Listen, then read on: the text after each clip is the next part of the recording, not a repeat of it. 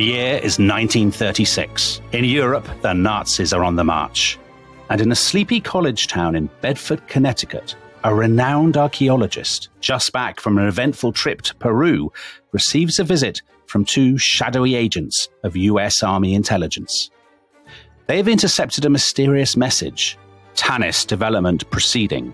Acquire headpiece, Staff of Ra. And when the archaeologist hears those words, his eyes widen.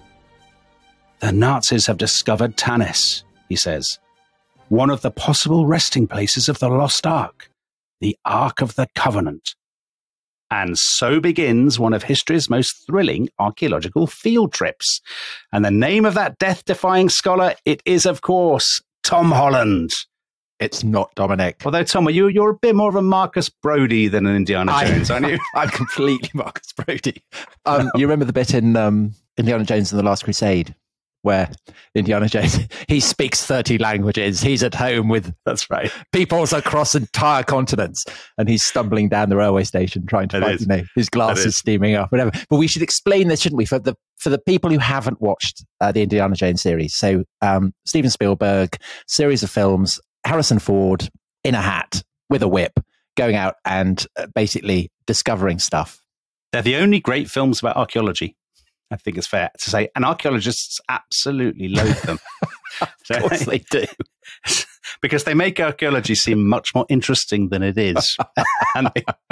and they're conscious that their own careers are a crushing disappointment to the general public. I mean, he does periodically say, about whether it's the Ark of the Covenant or the Holy Grail or whatever, that belongs in a museum. So that presumably should keep them on board. Although, of course, the question of whether artifacts should be in museums is now a more controversial topic than it was. Surely Indiana Jones would be decolonized, wouldn't he? He would be held in very low regard by a lot of post-colonial archaeologists. Well, so I mean, on the topic of should, for instance, the Ark of the Covenant, if it were to be found, it ends up, I mean, should we give a spoiler on where it ends up? Maybe we shouldn't. Anyway, the question of where the Ark of the Covenant should end up is a live issue throughout the film. And maybe the question now is, suppose the Ark of the Covenant were to be found, where should it go? I mean, who would have dibs on it? Because the origins of the Ark of the Covenant, as we will be exploring today, because this is going to be the theme of today's episode, are very mysterious and contested. They are indeed. But just before we go into the Ark of the Covenant, just a quick word about Raiders of the Lost Ark. So the funny thing, we did a podcast, didn't we, about King Solomon's Mines, about the H. Rider Haggard, kind of great classic of Victorian imperial fiction. And there's a very, very obvious line of descent, isn't there, from King Solomon's Mines? Well, I think Spielberg would acknowledge that. I think he absolutely would. I mean, he was very influenced by the kind of adventures that were on when he was a boy. And they, in turn, were very overtly influenced by Rider Haggard. Well, it's George Lucas who who came up with the idea. And it's exactly the same as with Star Wars, actually.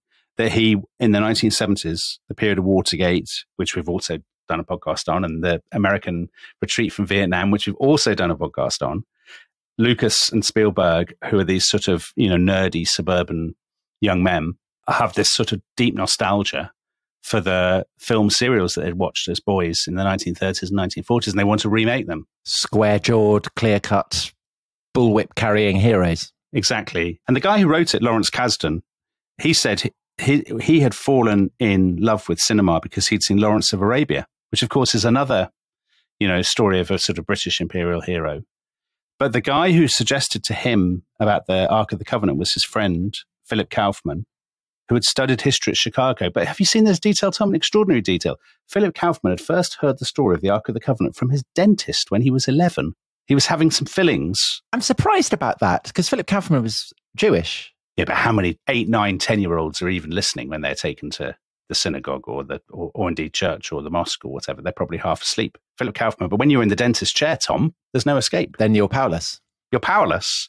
Yeah. I disagree about that, because I think that actually, I mean, there's a great sequence in Raiders of the Lost Ark where Indiana Jones is explicating what the Ark of the Covenant is. So the sinister agents, the American agents who've turned up, who you talked about in your introduction, they're asking, what is the Ark of the Covenant? And Indiana Jones says, well, it's the chest that holds the 10 commandments, the 10 commandments. Yes, the actual 10 commandments, the original stone tablets that Moses brought down out of Mount Horeb and smashed, if you believe in that sort of thing. Didn't you guys ever go to Sunday school? Look, the Hebrews took the broken pieces and put them into the ark.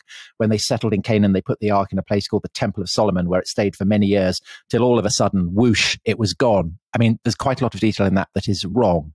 But the basic outline is right. And I remember they have a brilliant illustration, kind of line drawing of the ark on a hill surrounded by a blaze of light.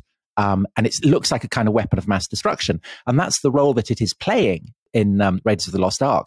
You know, we did an episode on Oppenheimer. I mean, I don't want to go too pseudy over this, but I think part of what the story is about is it's a kind of parable about the race for the atom bomb, isn't it? I was about to say the race for the ultimate weapon. Yeah, that idea that the Nazis are trying to get... Well, we know that then, I mean, we did our podcasts about the rise of the Nazis. There was always an element in Nazism that was fascinated by the occult and by weird esoteric theories, wasn't it? The sort of Himmler, Atlantis, all that business. And what Raiders of the Lost Ark and later on Indiana Jones and the Last Crusade capture is a combination of that, our fascination with that, but also, as you say, the real life race between Nazi and American scientists to build the world's first atom bomb for the ultimate weapon that will win the war.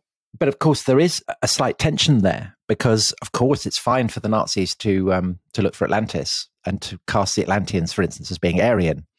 But the whole point of the Ark of the Covenant is that it is very, very Jewish. Yes. And when, there is a point where one of the Nazi officers says, I feel a bit uncomfortable about this. It's all a bit Jewish for me. Yeah. But conversely, for the film to work, it has to be true. I mean, the Ark of the Covenant really has to be what the Bible says it is. This kind of immense repository of power, this interface between God and man. Because if it's not true, if it's not what the Bible claims it is, then its value as a weapon is nothing. Yeah, fair enough. Tom, I know you're going to talk with great enthusiasm. I was about to say at great length, which sounds forbidding, but actually it's better to say it will be so enthusiastic people won't notice how long it is. But before you do that, I will say one last thing about Raiders of the Lost Ark, which is underappreciated as a British film because it was made at Elstree, as was Star Wars. And it was shot, I always find it really weird when you read these things about when films were actually made. So it was shot in the summer of 1980.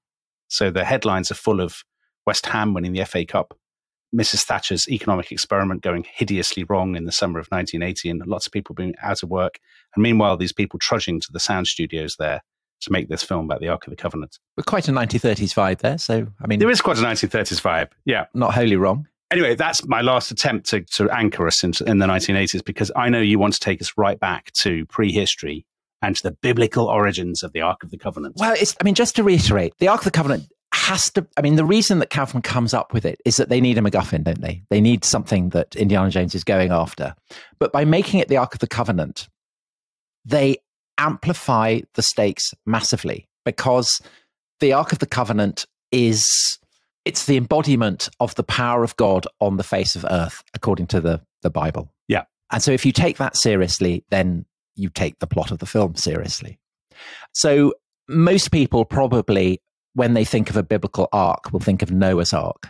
That's not the ark that Indiana Jones is after, because that would be far too big to hide. Obviously. Everybody at school, when I was at school, thought it was a film about Noah's Ark.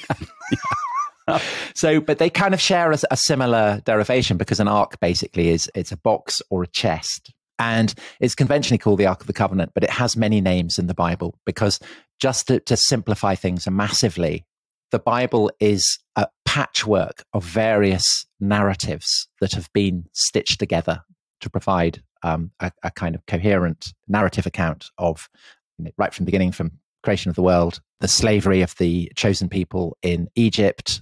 Moses leads them out of Egypt, and he goes to Mount Sinai and he meets with God, and God gives him various commandments that they have to follow.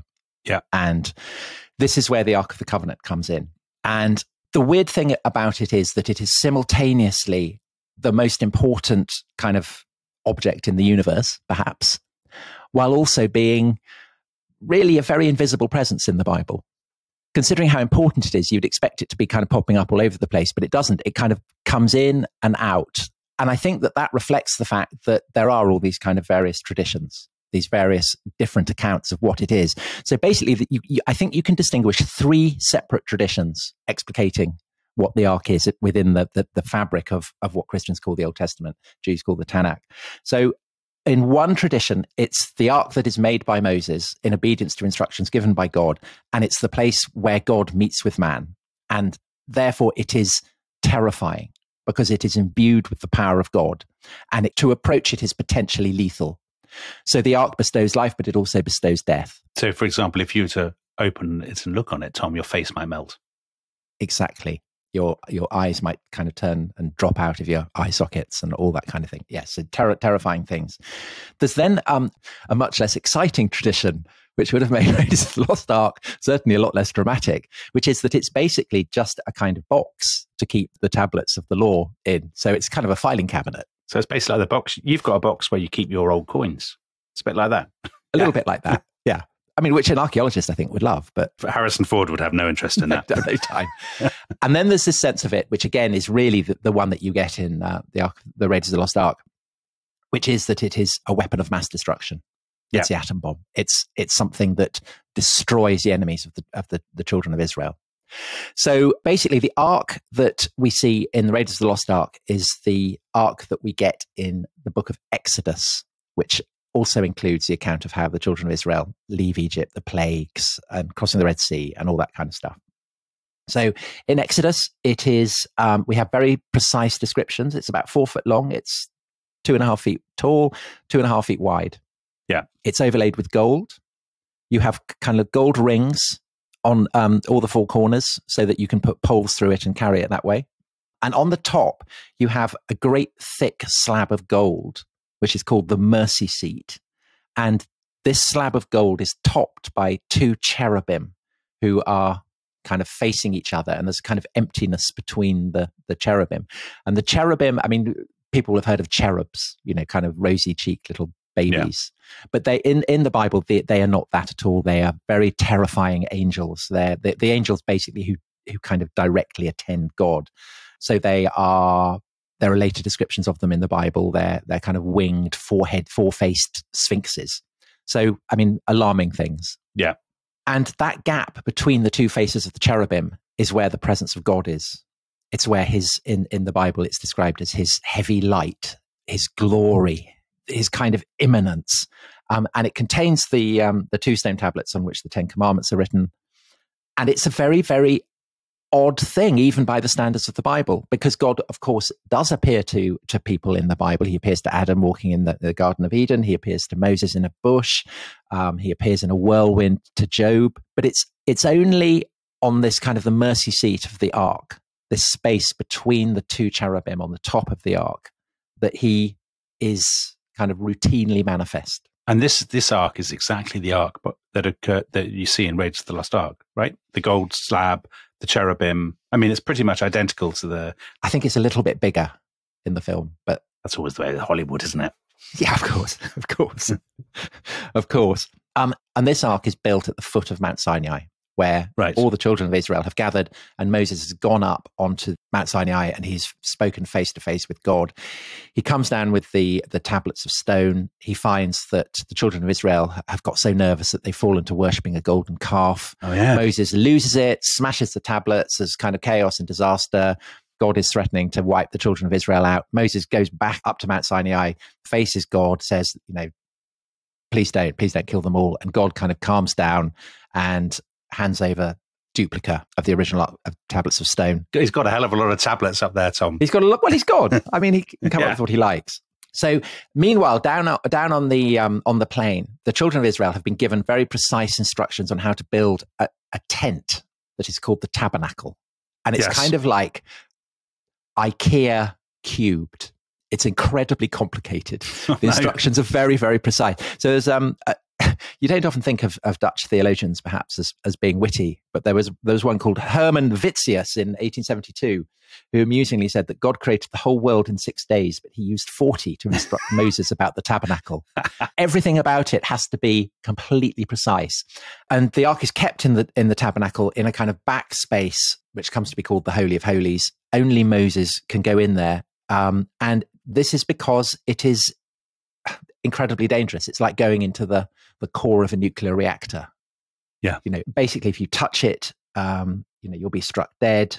you have to follow these rules. And, it's like kind of very intense health and safety rules. So Moses' brother Aaron, he becomes that, these are the ancestors of the priests who will kind of tend to the tabernacle and the Ark of the Covenant. But even 2 sons of Aaron, they make offerings to the Ark, and they get struck down. And so there's this sense, which of course is absolutely manifest throughout Raiders of the Lost Ark, that the Ark is so holy that if you approach it in the wrong way, it will kill you. Yeah. But also, even as you have all these very precise laws detailing how people are to approach it or not approach it, there is also a sense that the Ark has a will of its own. So in the account of, the children of Israel leave the foothills of Sinai and start wandering in the desert. And there's this sense that the Ark of the Covenant is kind of free floating in front of them. Kind of, they have to follow where it leads. So even though you have these poles in it, for carrying it, there's also a sense that you don't actually need it because it will move of its own volition. That's its kind of, I was going to say demonic, which is the wrong word. It's sort of divine power, isn't it? And actually, just as you're talking about it having a will of its own, you know what it reminds me of, actually? Another device we've talked about in the rest is history that sort of stood in for the nuclear bomb, Tolkien's ring. So Tolkien's ring has this incredible power, but also has a will of its own and can move sometimes, or fate can take it in funny directions. Except that the ring is evil. Whereas the Ark absolutely isn't. The Ark is the manifestation of God on earth. Yeah. And that's what gives it its charge. And I talked about these different traditions. So there's a further contradiction that you may have been wondering about, which is that if people can't approach it, then why are there rings to put poles in so that people can carry it? Because, there's an inherent contradiction there. Yeah. But this is not... The Bible is full of contradictions like this that aren't resolved, and therefore, in a sense, I think, kind of compound the sense of mystery that surrounds it, makes it seem even more an awesome thing. So when the children of Israel arrive at the banks of the River Jordan, and they've got to cross the Jordan to get into the promised land, Canaan, they've been promised Canaan by God, which is full of great cities that have to be conquered. Here, there's no kind of hiding the Ark away inside the tabernacle. You have people carrying it; they're not struck down. The Ark leads the children of Israel across the River Jordan. As the people who are carrying the Ark step into the river, the waters run dry and they can cross the river, the whole army, without their feet getting wet. Famously, the first city that they confront is Jericho. And the Ark is taken 7 times around the walls of Jericho. Then the trumpets are blown and the walls of Jericho come tumbling down. And this is what the Nazis want the Ark for, this kind of power, this ability to destroy cities. So everybody remembers the trumpets, well, at least I remember the trumpets, but I'd forgotten the stuff about the Ark. So it's actually the Ark is the key thing. The Ark, not the trumpets, yeah. Yeah, the Ark is the key thing. It's no wonder the Nazis were after it. The Ark plays the key role, basically, in the ability of the children of Israel to conquer Canaan. And the children of Israel establish themselves in Canaan. They're kind of governed by people called judges. Call them judges gives slightly the wrong sense. You have a sense of people someone in a wig sending someone down for 2 years for shoplifting or something. Yeah. That's not quite what they're much more kind of impressive, intimidating figures. But the weird thing is that throughout the book of Judges, which describes this period, there is no account of the Ark at all. It's as though it's vanished. My favorite book of the Bible, Tom. The book of Judges. Did a project on it when I was about 12 because it's got a lot of battles. Yeah, and there's a bloke who's enormously fat who gets stabbed with a dagger, and the folds of fat envelop it right the way up to the head. That's right. I remember that. So what I like about Judges is there's less religion and more fighting, and that's what I liked as an 11-year-old. Anyway, that's a massive. I shouldn't have taken you down that. No, tangent. not at all. But of course, I mean, you know what I'm going to say. There's no distinction between religion and fighting. Right, okay. That Church of England should absolutely hire you to make that point to young people. But of course, the paradigmatic enemies of the children of Israel, the people who are always remembered as their great enemies, are the Philistines. Oh, yeah. Sea peoples, maybe even perhaps Mycenaean Greeks, who settle in the lowlands in Gaza, and the Israelites are up on the hills, and there's kind of grumbling war between them. And in the biblical accounts of these conflicts, the Ark makes a spectacular reappearance. And having said that none of the judges really have anything to do with the Ark, in the account of the war with the Philistines, a judge appears who does have lots to do with the Ark. And this is a guy called Eli. Yes. And he has 2 sons with the tremendous names of Hophni and Phinehas. And they behave very badly. They're not good people. Oh. And because of this, when they suggest taking the ark into war against the Philistines, that they are not worthy to be handling it. They don't have the requisite degree of holiness. So they take the ark into battle against the Philistines. And because God wants to make a point that Hophni and Phinehas are not up to the grade, the Israelites lose and the ark is captured. And this is obviously a tremendous debacle. Yeah, that's a disaster. And so the news is brought to Eli, and he's so appalled that he drops down dead with the shock. I'm not surprised. So, Dominic, you didn't do a project on this? No, there was a guy beginning with J, who's a famous judge, Jephthah, fighting the Ammonites. So I was very big on Jephthah fighting the Ammonites and Gideon. Well, my favorite biblical people, were the Ammonites, because I imagined them as Mesozoic. Walking fossils. Yeah, with their tentacles sticking out, invading Canaan. Anyway, listen, let's get back to the Philistines who've captured the ark. Yeah. And so what they do is they take it to the temple of Dagon in a city called Ashdod. Right. And Dagon is he's a kind of corn god, massive great statue. And they put the Ark of the Covenant in front of the statue of Dagon. And when they come in the morning, they find that the statue of Dagon has teetered over and is prostrating itself before the Ark. So they put it back up again. And the next day they come in. And this time, not only has the statue of Dagon fallen over in worship before the Ark, but it's shattered into tiny pieces. Power of the Ark. Yeah, very bad news. So they move it to another town. Terrible things happen. The Philistines get afflicted by mice, which I think is not the most terrifying of plagues. That's a humdrum detail. And this is the thing that I always remember from reading about the Ark of the Covenant when I was a boy. They get afflicted by tumors.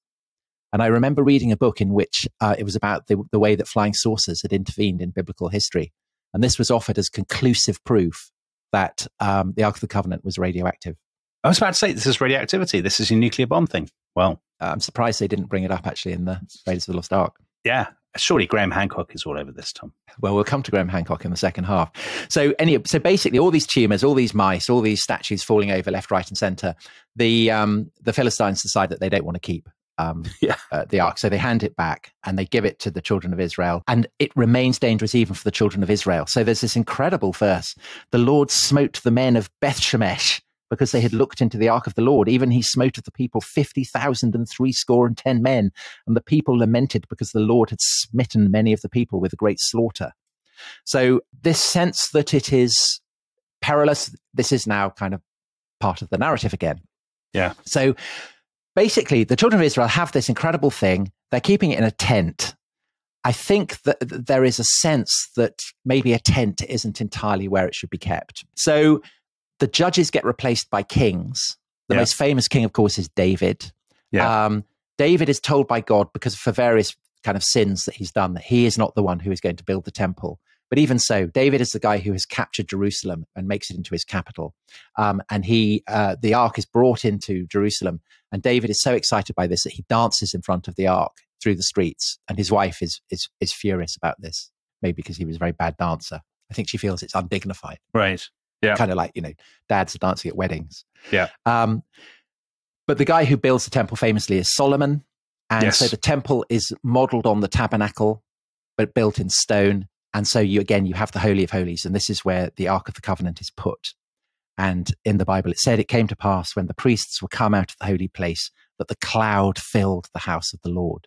So that's what makes the temple so awe-inspiring, is that God in some way is present within this house. Yeah. And it's this so it's built on Zion, the mountain of God, and it's this that gives to Jerusalem, dare I say, its sacral quality. And then you have, after the reign of Solomon, you have biblical accounts of all these kind of various kings. The kingdom of Israel splits into two. So you have the kingdom of Israel in the north, you have the kingdom of Judah in the south. And the last king really who is described as having anything to do with it is a guy called Hezekiah. And he is the king of Judah at the time when the northern kingdom of Israel is destroyed by the Assyrians, who are this great and terrifying empire based in northern Mesopotamia. So they come and they destroy Israel, and then they come and lay siege to Jerusalem.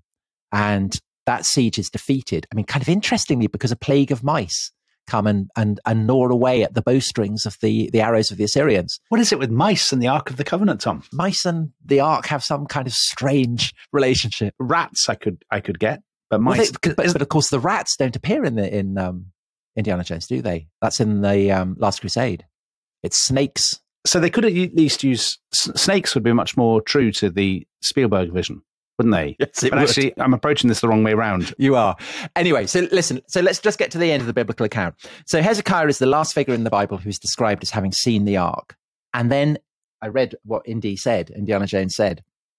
It stayed in the Temple of Solomon for many years till all of a sudden, whoosh, it was gone. So that whoosh, it was gone. There isn't a whoosh in the Bible. It just vanishes. Was it not captured by the Babylonians? Because they captured Jerusalem. Surely they took it back to Babylon. No. Well, as far as we can tell, no, because there's actually, in the second book of Kings, you get this great inventory of all the loot that is taken from the temple. And the Ark of the Covenant is notable by its absence. It's not there. And when in due course that the temple gets rebuilt, because it's been destroyed by the Babylonians, but the Babylonian exiles are allowed to come back by the Persians and to rebuild it. The rabbis are, looking back at this period, are confident that the ark was not in this second temple. And we can be pretty confident of this because famously when the Romans capture Jerusalem under Pompey the Great, Pompey goes into the Holy of Holies and reports that there is nothing there. There is no ark.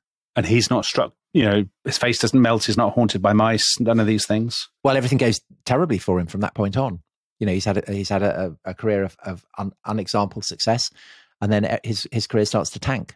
So, I mean, I agree. It's not like having your face melt, is it? Or be eaten by mice or get tumors, but it is a kind of judgment. Anyway, so that account, which is, we only have the Bible as evidence for what the Ark of the Covenant was. We have no other accounts of it. That leaves two massive mysteries, which perhaps we could come to in the second half. The first is, what was the ark? Where do these traditions come from? Are they likely to be true? And the second is, where did it go? Where did it end up? What happened to it? Great mysteries, and we will address them, Tom. We will don our fedoras, pick up our bullwhips, and address them after the break. See you then.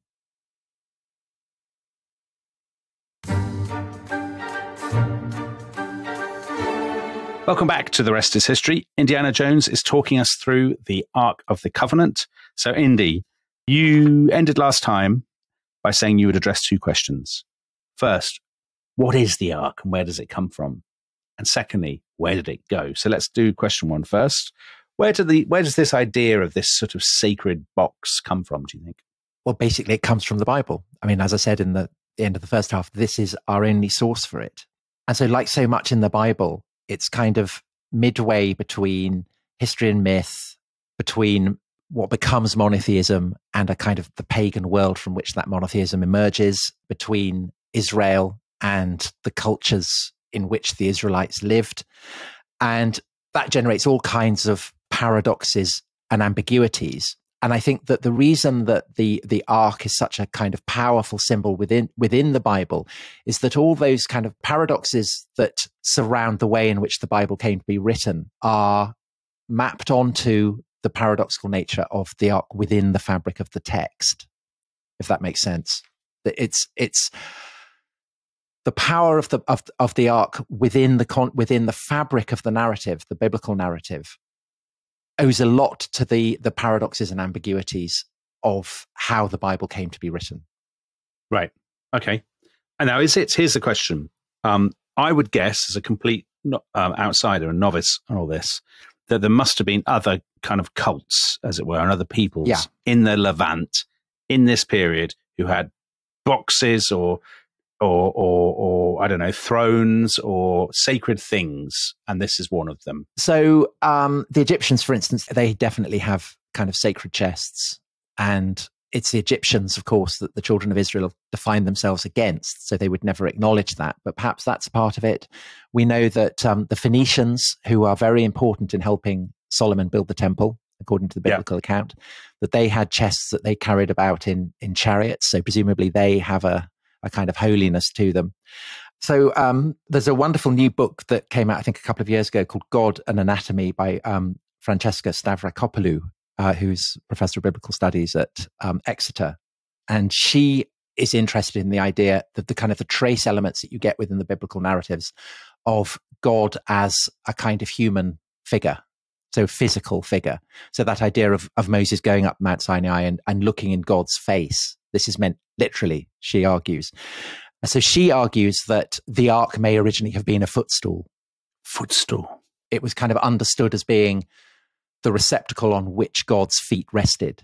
So, I mean, that's very much a very contested perspective. Yeah. But it's possible as well that idea derives from the Egyptian tradition of placing covenants, law codes at the feet of their gods. So that you're absolutely right that there are all these kind of various traditions bubbling around. But the honest truth is that we don't know. We don't know. But certainly the Ark of the Covenant lies at the heart of something that is absolutely crucial to both Jewish and Christian understandings of their relationship to God, which is this idea that the tablets of stone do form a covenant, a bond between the children of Israel and God.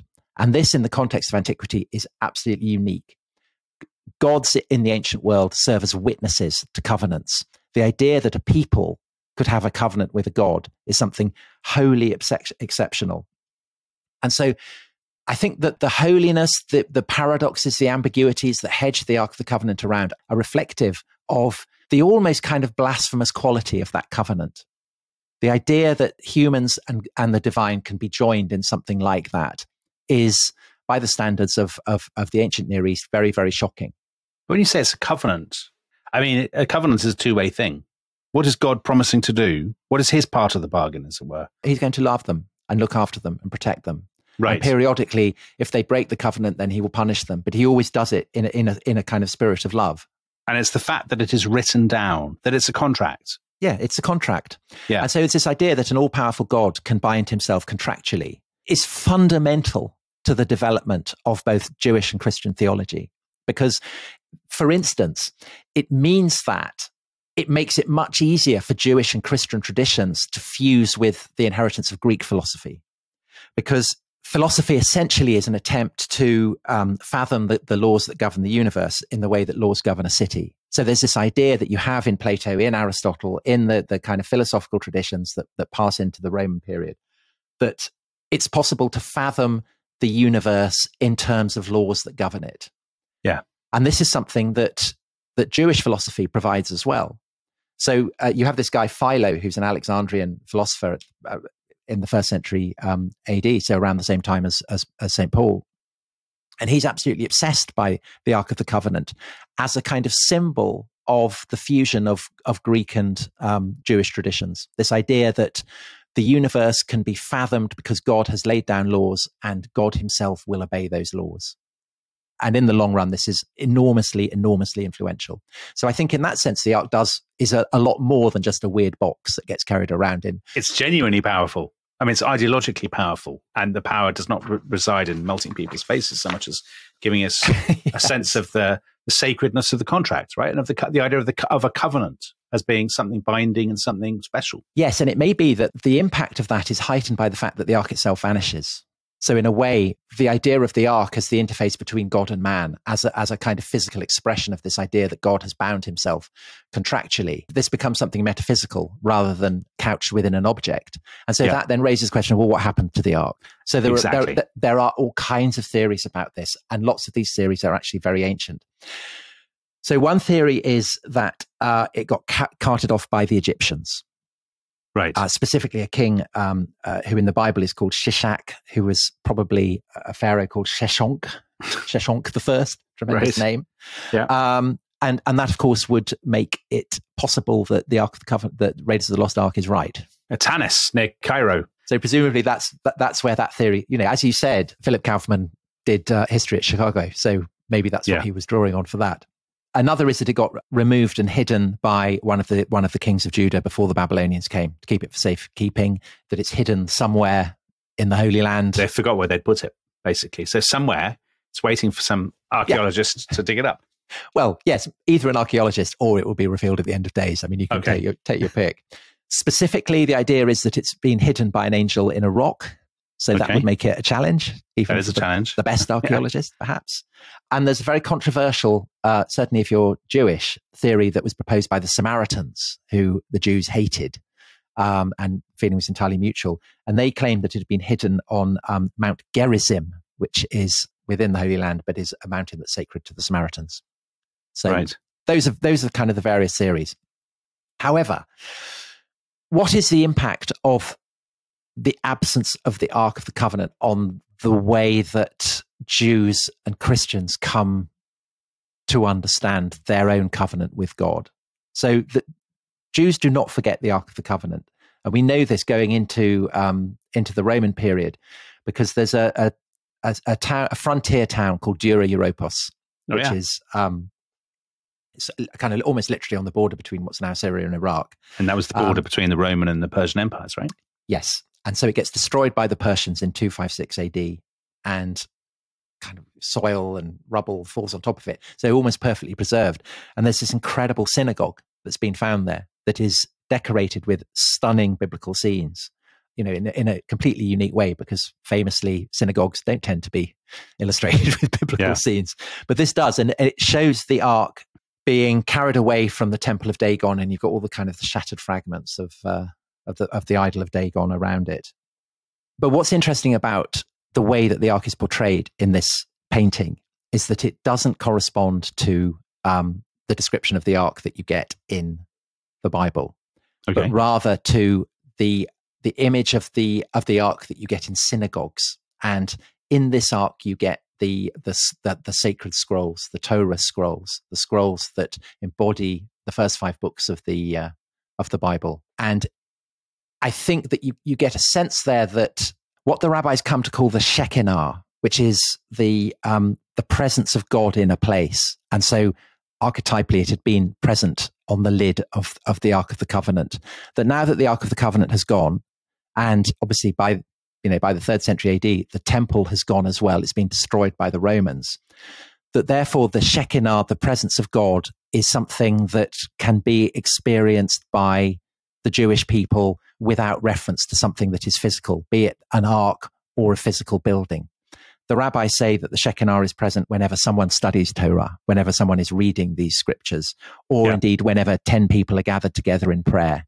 So there's this sense that joining of the divine with the mortal is something that has been divorced from the kind of awesome specificity that the Ark represented, and has become something that all Jewish people can participate in.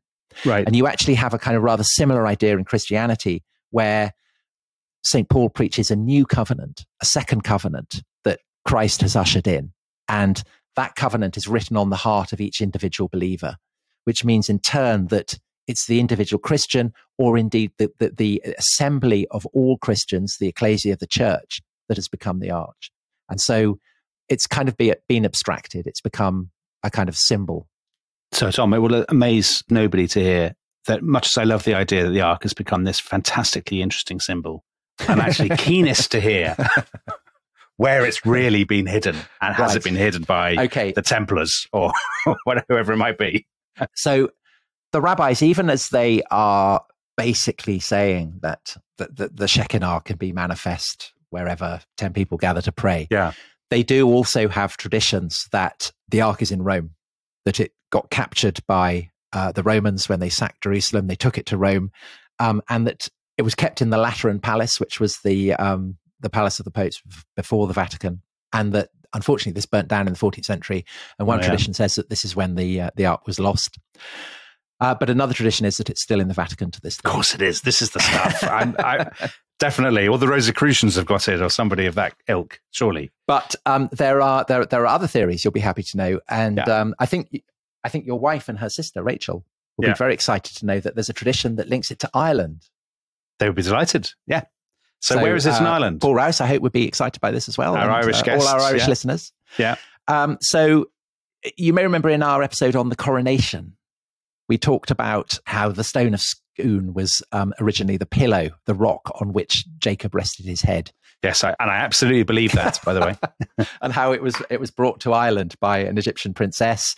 There are traditions that she also brought the Ark of the Covenant She bought two. She was two things that are lugging, really difficult to transport. This, well, no, the Ark of the Covenant's a lot easier because you've got those rings and you can stick poles in it. But also it moves under its own steam, right? Well, exactly. So as you're carrying that stone of scoon, you could. Yeah, I mean, maybe you could put the stone of scoon inside the Ark of the Covenant. I mean, I don't know. The traditions are obviously not entirely waterproof. And the theory is that it's brought back to the Hill of Tara, where the High Kings of Ireland are proclaimed and buried there. And at the end of the 19th century, a group called the British Israelites become very, very excited about this. And the British Israelites believe that people in Britain and Ireland are descended from the lost tribes of Israel, the 10 tribes who were carried off into exile by the Assyrians when they destroyed the kingdom of Israel and vanished. Are they Jewish, the British Israelites? Well, not Jewish, because the Jews are from the kingdom of Judah, but they're to be seen as Israelite, which is why they're the children not the British Jews, they're the British Israelites. Okay, but they're all fine. the children of Israel, yes. Right, yeah. And so between 1899 and 1902, they start digging it up. So they arrive at the Hill of Tara and start digging it up. And Irish nationalists get terribly upset by this. And so W.B. Yeats, a great poet, writes a letter of protest to the Times.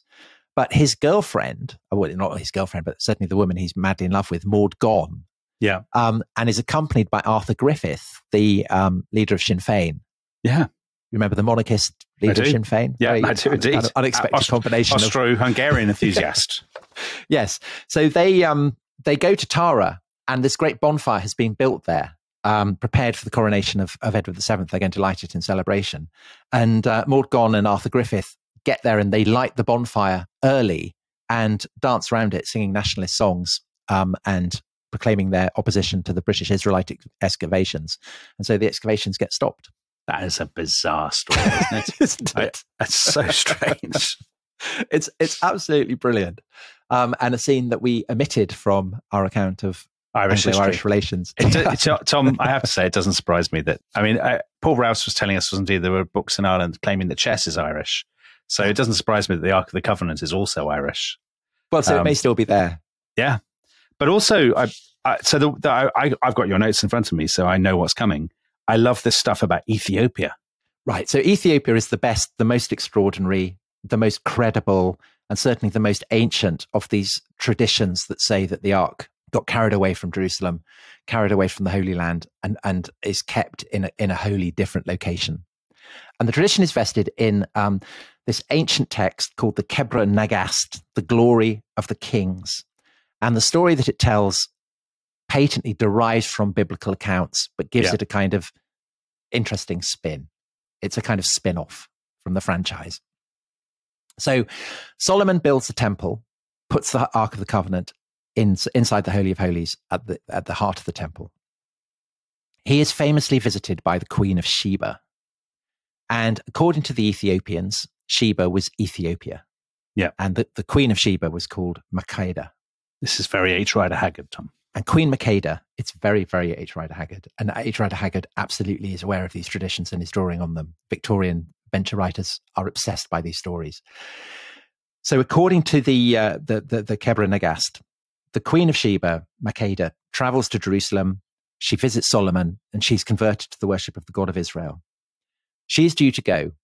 Solomon, who is basically a massive lech, we have biblical evidence for this.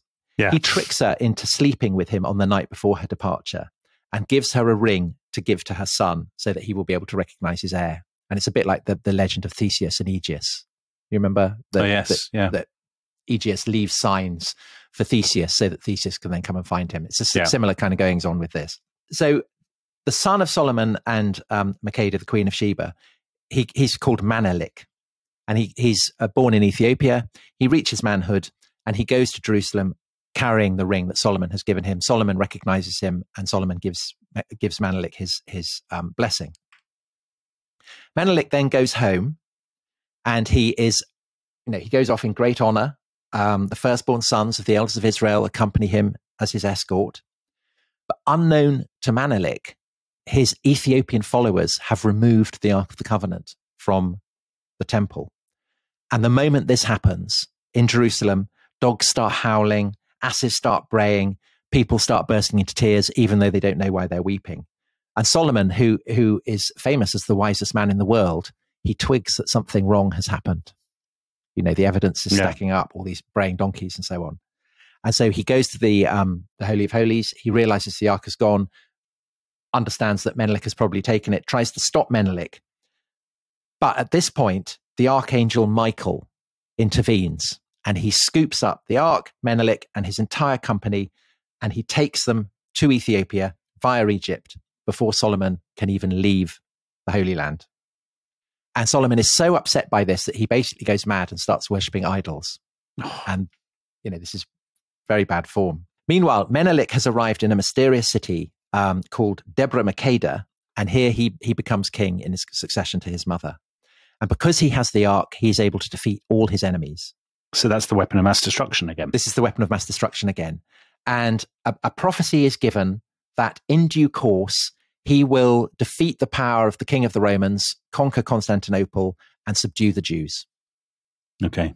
That's still running, is it, that prophecy? Because that hasn't happened yet. Right. And something else that hasn't happened is that Christ hasn't returned. And only when Christ returns will the ark leave Ethiopia and go back to Zion, to Jerusalem. So that's the story. And it is viewed by Ethiopians as their great national epic. The idea that the ark is in Ethiopia is taken incredibly seriously by a great line of emperors, the last of whom, Haile Selassie, was deposed in 1974, lived in Bath briefly. So that's kind of a fun link for the Ark of the Covenant to... it's a nice Southwest English link for you, Tom. And there's a church in Ethiopia at a place called Axum, which actually claims to house the Ark, even though the church itself has been destroyed and rebuilt several times. And all these kind of, the line of Haile Selassie going back, all these emperors have been crowned there. And every year you have a great celebration in Axum to mark the coming of the Ark to Ethiopia. But you may be wondering, where did this epic come from? And it's incredibly mysterious. So there's a lot of debate about when it was written. And the most popular theory is that it's written early in the 14th century, when the dynasty that will culminate with Haile Selassie comes to power. And it's called the Solomonic dynasty because they claim legitimacy from their descent from Solomon. And the idea is that this epic is written to give legitimacy basically to a kind of dynasty of usurpers. And that reference to Constantinople is a bit of a dead giveaway, isn't it? I mean, to overthrow the power of Constantinople suggests it must be medieval. Yeah, except not early 14th century, because by the early 14th century, Constantinople is a shadow of its former self. And also, there are no kingdoms of the Jews, whereas there are, there is a kingdom of the Jews across the Red Sea from Ethiopia in southern Arabia in the 6th century. And this is also when Constantinople, the age of Justinian, in its heyday. Okay, so the other theory is that actually parts of it do come from the 6th century, which means that it's incredibly ancient. And one of the other factors that suggests that there's an element of truth in that is that there's no mention of Islam. Right. So Ethiopia is a Christian kingdom surrounded by Muslim powers. You would think if it had been written in the 14th century, there would be some allusion to that in the prophecies, but there isn't any. So it's a kind of open question. But what the issues around when this epic was written, I suppose the buried core, the thing that people will be most interested in is, well, does it preserve an authentic tradition that the Ark of the Covenant was brought to Ethiopia? And is there, Tom, a renowned, dare I say, archaeologist, historian, and an expert at uncovering the mysteries of the universe with maybe a family member who works at Netflix, who has strong theories about this? Is there such a person? Dominic, there is. So this is a very much friend of the show, I think. Graham Hancock. I can't believe you described Graham Hancock as a friend of the show, but there you go. Well, he is, but without him, our episode on Atlantis would not have been nearly as interesting. So he was the East Africa correspondent for The Economist. So he knew Ethiopia very well. In 1992, he wrote a book called The Sign and the Seal, The Quest for the Lost Ark of the Covenant. And this was his kind of pivot moment from being a journalist who wrote worthy articles and books on economics and famine in East Africa to writing mad stuff about pyramids and Atlantis. And he proposed that actually the Ark of the Covenant is in Ethiopia. And he says that it was removed from the temple by Jewish priests at a time when the priests felt that the kings of Judah weren't to be trusted. that it was removed to a Jewish cult center in Egypt in the 5th century BC. Okay. That it was then removed from this cult center in Egypt by Christian priests and taken to Axum in the 5th century AD. There's a hell of a lot of underreported removals taking place in this. But there's more. So you mentioned the Knights Templar. Yeah. Graham Hancock's theory is that the Knights Templar were searching for the Ark of the Covenant, and that the Ark and the Holy Grail, which we will be coming to in our next episode. That's another Indiana Jones adventure, that they are basically one and the same. But if they are, then we can just run this episode again, Tom. We won't need to do the extra recording. That the papacy is very, very nervous that the Knights Templar might get hold of the Ark of the Covenant and unleash its awesome power. Yeah. And so this is why they destroy the Templars in the early 14th century. I'm shocked that you waited to the end of the episode to bring in this tremendous story, which is almost certainly true. So the papacy... Of course it's true. Well, and so it's great fun. And I remember reading it and being completely convinced when I read it. I mean, it's all tremendous stuff. And you might think that it's all just harmless fun, except for the fact that for the priests in Axum, who don't really speak English, don't have the internet, don't really know what's going on in the world of conspiracy theories and Netflix documentaries, are suddenly completely bewildered by the massive international upsurge of interest in the Ark of the Covenant and what may be kept within the secret depths of the church in Axum. A treasure hunter's now descending on Axum to kind of try and see if they've got the Ark of the Covenant. Is that what's happening? Yeah. So there's a very good book on the Ark of the Covenant called, surprisingly, The Ark of the Covenant. Right. by two scholars called Roderick Grierson and Stuart Munro Hay. And they write about it. The clergy who would have spoken openly about the great relic in Axum are now nervous of doing so, and those who will speak to old friends are often anxious that their names remain private. When Graham Hancock wrote his book, he had not intended to disrupt the lives of the Axumite clergy, but this has undoubtedly been the result. The great success of the book in addressing a readership who would otherwise know very little about Ethiopia, and whose interest in the relic at Axum was part of a general curiosity about the lost wisdom of antiquity, has produced a kind of crisis. Oh, that's a shame. So that was written before the collapse of Ethiopia back into civil war. And so, as ever, there's a kind of anxiety about what might be going on in Axum, in Ethiopia generally. Yeah. And so if indeed the Ark of the Covenant is there, maybe it's in danger again. Maybe it needs an Indiana Jones to go and help the priests of Axum out. Crikey. I mean, definitely not to remove it.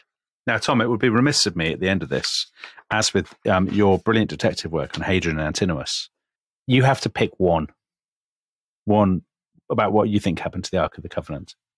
Which one are you going to go for? I'm not even convinced the Ark of the Covenant existed. Oh, I mean, I think you can back project this idea that is so important in the Old Testament as we have it. This idea of a covenant between God and man. This idea that it's physically embodied in tablets of stone.